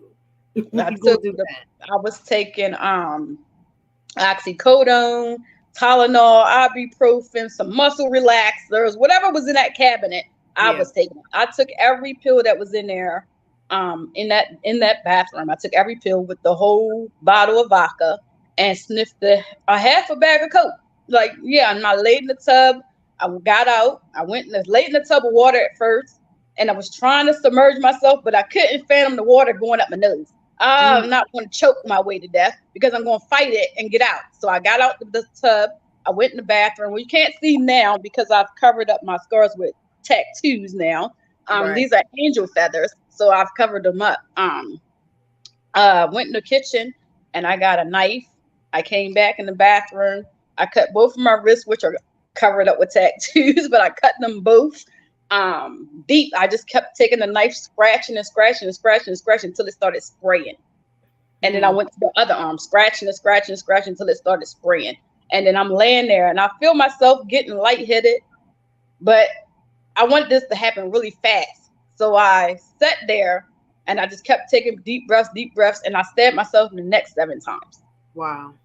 Because I wanted to die really fast. Wow. Really, really fast. Wow. So that was literally my first time, was a very, very, very violent try. The first time was very violent. That's all I remember the doctors telling me, was for someone to commit suicide in such a violent manner, you really wanted to kill yourself. You really wanted to go. Right. And so then you say, am I doing this for attention? Right? Right. Right. Am I doing this for attention? Or am I tired? Right. And they were like, well, why? And I would never tell them why. They were like, why would you try to do this? Look, just, why did you bring me back? Why did you help me? Why did you save me? How did I get here? Who brought me here? Yeah. Like, no, why? That was the only thing I wanted to ask. That was the only answers I wanted. I didn't want to tell y'all why. I didn't care about why. I want to know, why am I still here? Yeah. Why Those did are the same questions that who decided to save me? And the person who saved me was the person who beat my ass the minute I got out the hospital. Right. The minute I got out, I got beat the same day. And I want to highlight something that you shared with me. Danielle's story made national news. 3 times. 3 times. Different times she made national news by the attempts of this man to kill her. One of the articles talks about you going into the hospital, right? You fled to the hospital. And in that fleeing to the hospital, somehow he traced you and tracked you to the hospital, made his way to the waiting room and the treatment room, put a gun to you in the treatment room, and told you, act like you want to walk up out of here. And he kidnapped you from the hospital. Yep. Kidnapped me from the hospital. Leading up to that whole situation, I had ran to my friend's house. I had got enough strength to get out. At this point, I was like, I'm done. I'm leaving. I'm not allowing this to happen anymore. Like, I was at my 4th attempt of suicide at that point. I was like, I'm not going to try to kill myself anymore. I'm getting away from this man. I'm gone. So I go to my friend's house thinking, he doesn't know her. He doesn't know where she lived. I had nowhere else to go besides somewhere he did not know where I was, because every time I left, he would find me. His friends would find me. He had like people tracking me, looking for me. And I got kidnapped quite a bit. So he would always find me. And just that one particular time that I ended up at the hospital, he came there and, I found out later on that she was the one that told him I was there, because he started calling people like, I'll give you $1,000 if you can tell me if you've seen her. I'll give you $5,000 if you can tell me where she is. And she took the money and told him I was at her house. I'm in the shower, taking a shower, and the next thing I know, I open I hear the door open, and this, hey beautiful, I dropped everything, soap, rag, pissed myself in the shower and everything. I'm like scared, like, how the fuck did he fucking find me? Mm-hmm. How did he find me? There was no trace of you even finding me, because I hadn't talked to this girl in years until I reached out on social media and said, hey, I need to come to your house. Wow. I'll explain. I just need to come to your house. I left with nothing when I got to her house. And, he's standing there like, I want you to come home. I miss you. Things haven't been the same. I'm getting help. I'm going to do better. I'm not going to do this anymore. Going to drug counseling and things of that sort. And I'm like, no, I'm not leaving with you. I'm not going. I'm not going. Like, I'm not leaving. Hold up, Danielle. Cece said survivor just don't seem good enough. She said that word ain't even on a level to what's going on here. So no. I'm like, I'm not going. I'm not leaving with you. I'm not. He pulled the gun out, cocked it back. You're leaving or you're dying right here in this fucking shower. Wow. Right now. You're going to die in the shower. Wow. So you're either going to leave with me or you're going to die right now. Wow. And I just kept saying, I'm not going to leave. If you're going to kill me, just go ahead. At this point, my life is worthless. I don't give a shit. Kill me. It gets just kill me. because then this will make it faster. I don't have to cut. I don't got to take pills. I don't got to do drugs. I'll die for sure if you kill me. Just go ahead. So instead, he drags me out the shower, throws a towel on, carries me out the door. And I get in the car. He takes his t-shirt off, put it on me. Now I'm in the car, just t-shirt, hair wet, everything. And we're going up the road. He's beating my ass in the back seat. His friend's driving the car. And I'm going up the road being beat with a gun, a fist, whatever, shoe, foot, leg. He's choking me. I'm passing out, waking up. And just so happened we got up on this highway and they started to come to a stop at the light. I jumps out the car and runs across the highway, almost getting hit by cars, buses, anything. I runs across the highway, through a ditch, jumped over the little median and runs into an Arby's. Now I'm in Arby's screaming and yelling, help me, call 911. This guy's trying to kill me. He's kidnapped me. Help me, help me, help me. The manager of the store literally came out and said, you got to get out of here. You can't be here. You have to leave. You got to get out of here. That's all he kept saying. You have to leave. You got to get out of here. You can't be here. Go. You got to get out. Leave our store. And I'm like, I need help. Help me. This guy's trying to kill me. And he's just like yelling and get out the store. At this point, he's been pulled over there. He's been got me, threw me back in the car. So now we're riding again. And I'm like, I'm getting out this car. I'm going to jump out this car. I'm getting out of here. I'm getting out. I'm not going to sit here and I'm not going to go with this guy because wherever he's taking me, he is going to kill me this time. I'm going to die. Today is going to be the day that I'm going to die. And it's going to be by his hands. I got to get out of here. Mm-hmm. So as we're riding up the highway some more, I'm still getting my ass beat. So I'm bleeding, coughing, can't breathe. And the only thing in my mind is I'm getting out of this car. He's not taking me wherever he's trying to take me. I'm getting out. So I jumps out again, runs cross traffic again. I runs into a wooded area, get back through there, and I'm just running. Mm-hmm. Get there, and I'm like steadily trying to run. Like I don't know where I'm going. I don't even know where I'm at because I'm just running. Took through the woods because I figured he couldn't see me. I'm just going to keep going through here. He won't be able to find me in here. And I come out to this industrial area and there's unmarked buildings. I don't know if there's people in these buildings. These are just warehouses or what it is. So I'm running. I see a door. I run up the steps, go in this door. And there's a woman sitting at the desk. I just ran in and fell. And I'm like, please help me. I'm yelling, help me. Please help me. Oh my God, please help me. And she's just like, what's going on? I said, this man. Then I see the car come down. I say, he's in that car. It's like, it's a guy, he's trying to kidnap me. He's beating me and just yelling. I just remember just kept yelling, help me. And she says, well, you ran to the right place. Not me, not knowing at the time that this was a domestic violence shelter for women. Wow. Not knowing that's what it was. I ran in there and she was like, we're going to help you. He's not getting here to get you. They locked the doors. They took me in a room, helped me, called police, and that was saved after that from him. Listen, you were supposed to be here. I want to go back to something, and I'm going to share my story too. But I want to do some conversation between you and V, because we heard that both of you slit wrists, right?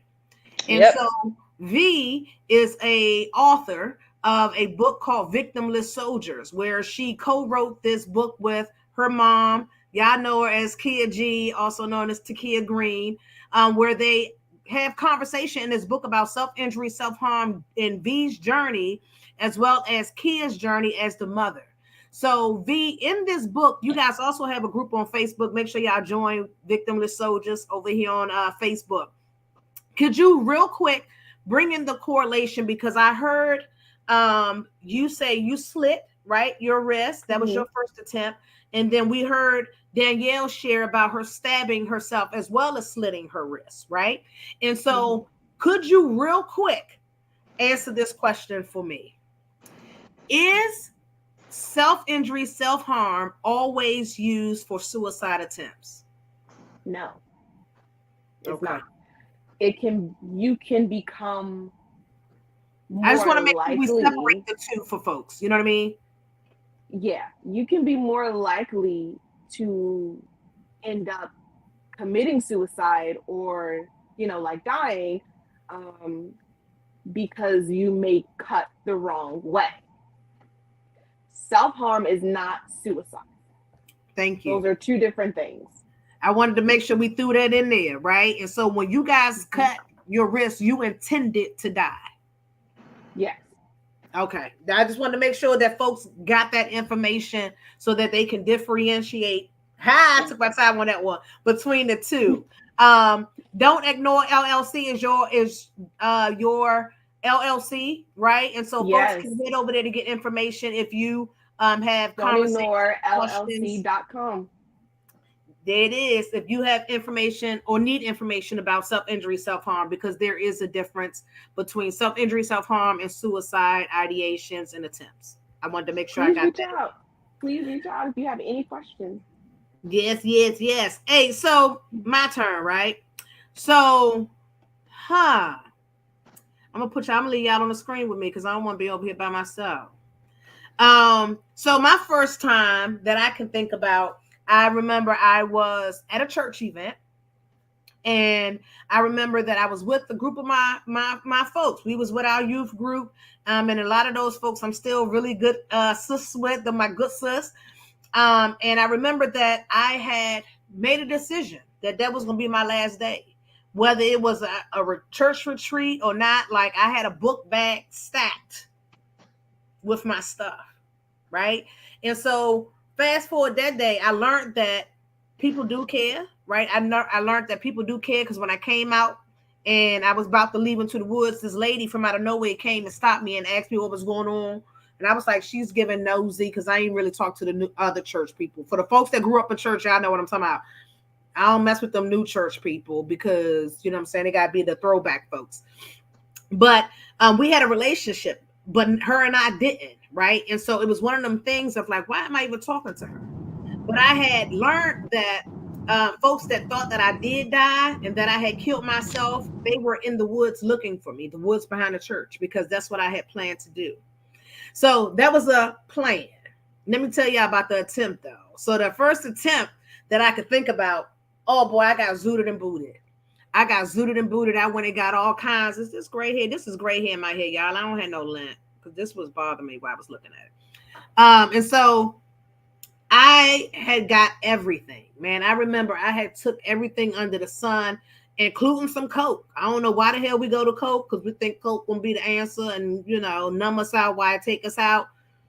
But apparently we got the bad batch there, yeah. We got the bad batches. So, you know, I took a bunch of coke. I took some pills. No, you didn't get the bad batch. You're supposed to be here. It still was a bad batch. Anyhow, so I took that. I took my pain pills. For folks that don't know, I am coming up on my 6 years in November of my opioid recovery. And so I took a whole bunch of those, the perks, the Dilaudits, the oxys, some muscle relaxers, some Flexeril, about 300 Benadryl, and of course took all of that, Danielle, what you said, with some alcohol, because that's what we do. Alcohol. It kicks in faster, right? Mm-hmm. And then I was like, I'm gonna take a drive. And so I was driving on the Bay Bridge, and I was praying that it was a one-car situation. I was praying that, and people like, you praying? Yes, I was praying for suicide blessings. I was praying that I just dozed off and went off the bridge, and that I would be the only car that went. So I did have empathy, right? Because I didn't want the other cars to suffer, right? If anybody went across the Bay Bridge here in Maryland, that joint is a little high. But I had planned to just do that. But in the meantime, God had sent my good sis to me, and they was blowing my phone up. Can you put your GPS on? For what? But what you doing? Minding my business. Where you at? I don't know, right? Because I didn't want to talk. So fast forward, I get on the phone with one of my good sis, and she's from out of town. So I just figured she ain't no shit. She was calling to catch up. Let me at least get the current events before I fall asleep, right? So we're talking. And so somewhere in there, it gets to be, but what you doing? This, and this. And it's like, I don't know. I'm driving this, and this. Long story short, man, somehow she convinced me to drive to the hospital. I drove to the hospital.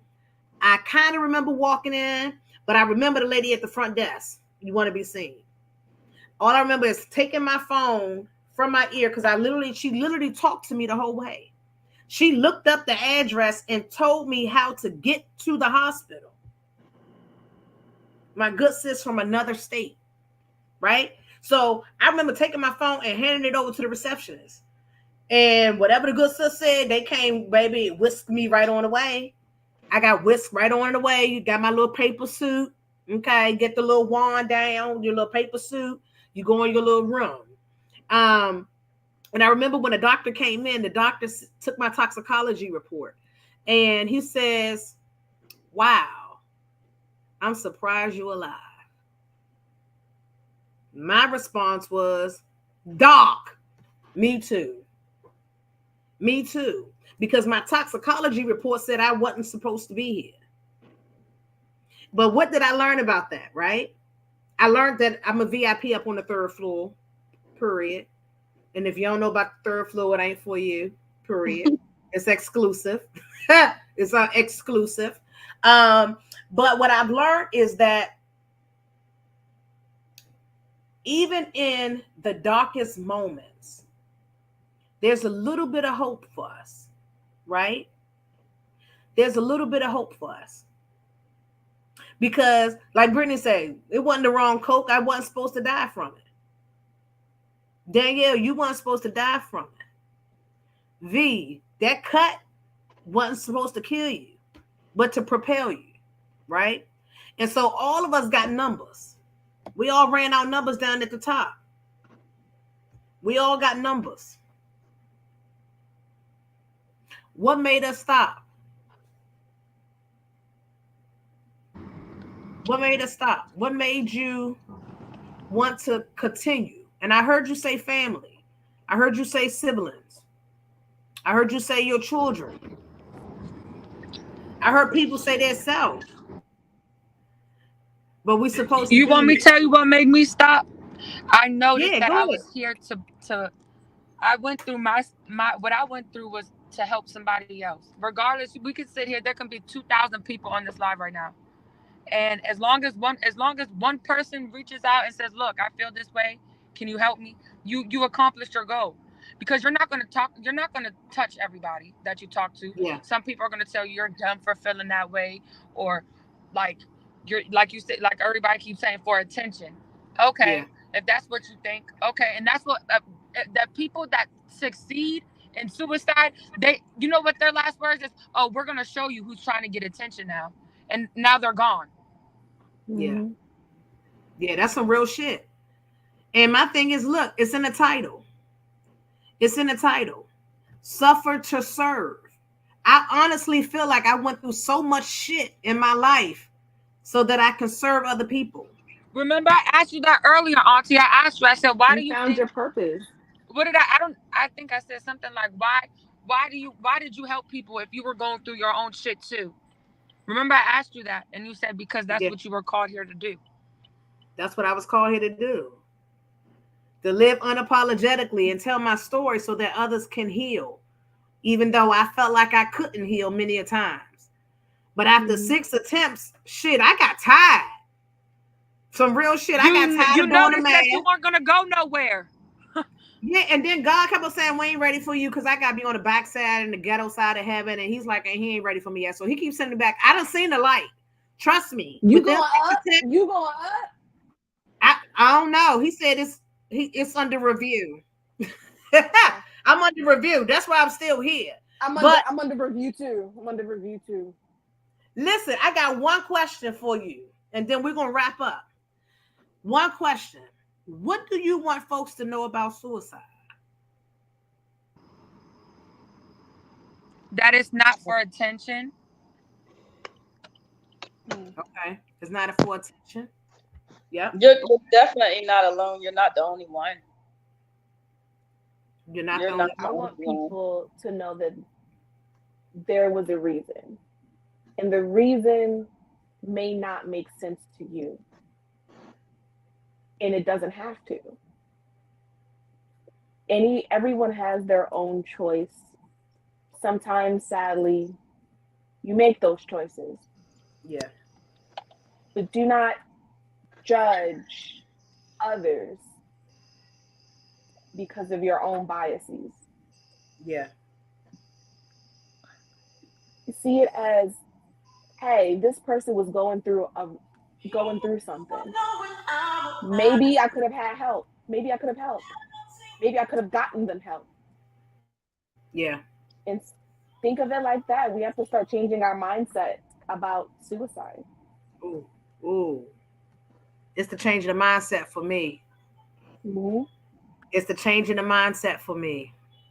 Yeah. What I want folks to know about suicide is that whoever did it, if they succeeded, You were loved.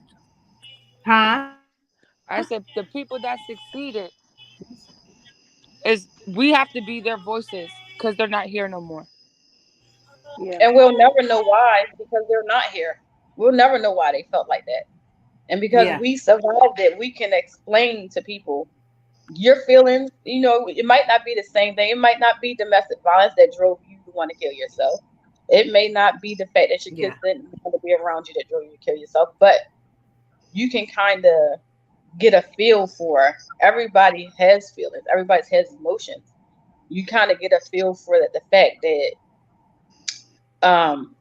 you can't make permanent decisions with temporary feelings. Woo! Yeah. Damn. Yep. There That's we it. go. That hit it. That summed up the whole thing tonight. Yep. That's it. That's it. Say it again, Danielle. You cannot make permanent decisions with temporary feelings. You're right. Somebody's That's going it. to listen. There's somebody that's going to help you. It may not be your family. It may not be. It may be a It homeless might be person somebody on the you don't even street. know. You've never talked to a day in Exactly. your life. Like T, I've never spoke to her a day in my life. That's why people emotional support pets. You not know how many of them pets save people's lives, not I because have they have one an myself. illness, depression, things of that sort. You can go cuddle a puppy, and it brings the light of the world to you. You won't think about it anymore. You can, Yeah. and a lot of people. I have a friend who turns to food because she's so depressed. So it's always Yeah. a There's always way. a way to cope. There's always a way, and never I be want to say afraid to something real reach quick, out. T, before we end it too. Do you have tattoos, T? Am I freezing to y'all? Yeah, you're frozen. Can y'all hear me? Yeah, we We Yeah. can can hear hear you. you.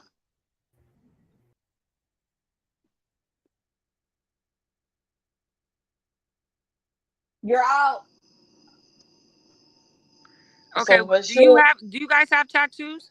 I do. I I've don't have any actually covered tattoos. up a lot of my scars with tattoos. Okay. Well, I don't know And if you guys can see, but my whole arms, all of my arms, are tatted, and I used to cut, but once I got my first tattoo, that's what I went to for my cutting.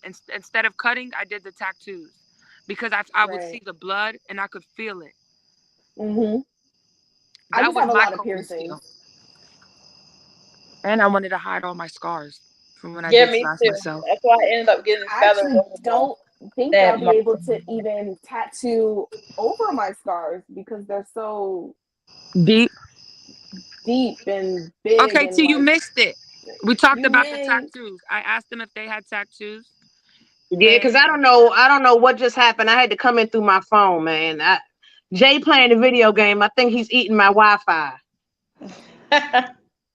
because two of us is in the same house on StreamYard. I'm sorry. What did you say, Britt? I asked them if they had tattoos. And I asked them, like, does your tattoos cover your scars? And I told them that the reason why I got tattoos is because I could feel it and I could see the blood instead of me cutting myself. Oh, And as you can That was see, you T, you use that know, as I a way have to tattoos cope. everywhere. yeah, That was yeah. your coping mechanism, you know? Okay, well, look, I gotta go to bed. I gotta get my kids in bed. Okay. I love Listen, you guys. hold on. Love Give you, me. Brad. Don't go nowhere. We finna wrap up. Give me 2 seconds because I'm about to wrap this up. I don't know. I'm about to try to run this show from my phone, and that's not gonna work for me. So listen, I just want to tell y'all thank you. Thank you for joining the conversation today. We got a few events coming up. We got Tice, Word, Wings, and Wine. The Detroit edition is here in Baltimore at the Atelier. Atelier. I hope I'm pronouncing that correct. Um, I'm in a conversation on Thursday. It's called The War Within, Mental Health in the Military. It's the LGBTQ series. If registration is required because it's on Zoom, I have the link in my bio or on my link tree. Everything for this is on my link tree. You just go to my link tree, click on it. It'll take you to the tickets or the registration. The gala. I'm hosting my first gala, October the 1st, here in Baltimore. I'm going to be suited and booted. Come and join me. Get your tickets. We also had Lane's Events 90s Ladies Night Out, honey. That's going to be so fun, October the 15th. And as always, man, if you want to book your own TPX situation, let me know. I host virtual as well as in person. Hit me up, man. I do motivational speaking, production, all things in between. And I don't do no rescuing no more. So don't call me about that. I'm old. My knees don't do that no more. And I'm tired of fighting these kids in these streets and getting followed by the pimps. So I'm retired from that duty. You gave it to me. Yes, I handed off the baton to a whole new group of folks that I'm raising up as the advocates to speak their truth unapologetically. And listen, I want to thank you, each and every one of you that is watching today. We so appreciate you joining the conversation with us. We so appreciate you listening and hearing as we became so transparent and vulnerable before the world today. On World AIDS, I was going to say World AIDS Day. That's December, baby. I'm fast forward to a whole nother cause. That's another cause of mine too. But for World Suicide Awareness and Prevention Day 2022, I'm T. Pearson on behalf of the T. Pearson Experience. But you already knew that. Also known as TPX. Y'all see it. We live unapologetically over here. Danielle, V, Tice, Brick, I love you. I love I you too. love you. I Love you love I you. love you I guys too. love too. you. We had this conversation. I woke up with this vision on Wednesday. I reached out to a lot of you by Thursday, and here we are on Saturday, and we have been able to share so much and change so many views about what the world looks like as it comes to suicide. So thank you for your transparency. Thank you for just everything, man. I love y'all so much. Make sure y'all follow me everywhere.